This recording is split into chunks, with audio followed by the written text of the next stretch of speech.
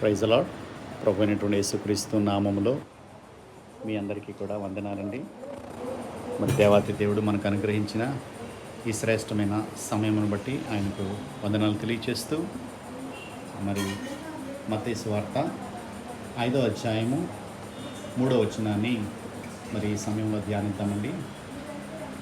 మరి కొండ మీద ప్రసంగాన్ని ప్రభువారు చేసిన ఈ ప్రసంగంలో 3వ వచనాన్ని మనం ధ్యానిద్దామండి. ఆత్మ విషయమై దీనులైన వారు ధనియులు, పరలోక రాజ్యము వారిది. ఆత్మ విషయమై దీనులైన వారు ధనియులు, పరలోక రాజ్యము వారిది. యేసుక్రీస్తు ప్రభువారు ఇక్కడ 2 ప్రాముఖ్యమైన విషయాలను మరి ఈ యొక్క వచనంలో తెలియచేశారు. మొట్టమొదటి ఏంటంటే ఆత్మ విషయమై దీనత్వాన్ని కలిగి ఉండడం. ఆ దీనత్వం కలిగి ఉండటం ద్వారా మరి వారు పొందబోయే బహుమానాన్ని కూడా మరి ఇక్కడ యేసుక్రీస్తు ప్రభువారు తెలియచేశారు. ఈ దీనత్వం అనగా మరి ఆంగ్లంలో దీన్ని హంబుల్నెస్ ఆర్ హ్యూమిలిటీ అంటారు. దేవునితో మన సహవాసం ఎప్పుడు కూడా మరి దీనత్వంతో ఉంటే తప్ప మనము దేవుని యొక్క ప్రణాళికలో మనము నడిపింపబడడం. ఏంటి అంటే when we deny ourselves in following Jesus Christ, then we inherit all the blessings that God has made for us.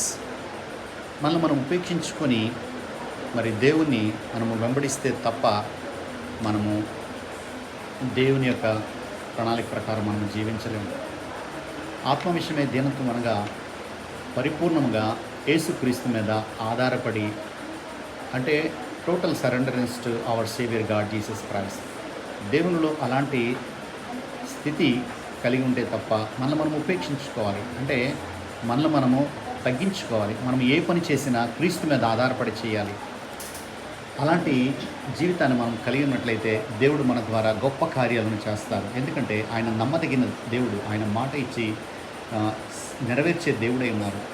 మరి ఆయన రక్షణ పొందిన మనమందరం కూడా ఆయన మీద ఆధారపడి మన యొక్క ఆత్మీయ జీవితాన్ని మనము కొనసాగించినట్లయితే దేవుడు మన కొరకు అనుగ్రహించినటువంటి ఆశీర్వాదకరం ఏంటంటే పరలోక రాజ్యాన్ని మనము పొందుకుంటాం. పరలోక రాజ్యం అంటే క్రీస్తుని కలిగి జీవించడమే పరలోకం. అది భూమి మీద అవ్వచ్చు, అలాగే రాబోయే పరలోకమైన అవ్వచ్చు. కాబట్టి అలాంటి పరలోక రాజ్య సంబంధమైన జీవితాన్ని జీవించడానికి ప్రభు మనల్ని రక్షించారు.